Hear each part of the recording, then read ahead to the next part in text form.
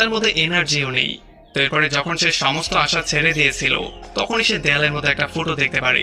আর এটা দেখার সঙ্গে সঙ্গে সে ছেনি হাতুড়ি দিয়ে সেখানে গর্ত করা শুরু করে।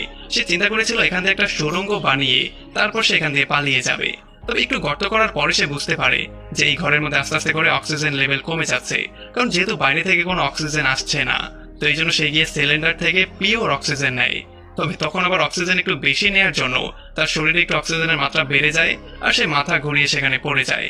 আর এই ব্যাপারটা নোটিস করার পরে সে গিয়ে অক্সিজেনটা বন্ধ করে দেয় যাতে করে বেশি অক্সিজেন নষ্ট না হয়ে যায়। এখন সে দেখতে পারে ইঁদুরটার চারপাশে অনেকগুলো পোকামাকড় পড়ে আছে, যেই পোকামাকড়গুলো ইঁদুরটাকে খাচ্ছে। এখন যেহেতু তার পেটে ক্ষুধা, তাকে যে কোনো মূল্যে জীবিত থাকতে হবে, তো এই জন্য সে হয়ে যায় বিয়ার গ্রিল।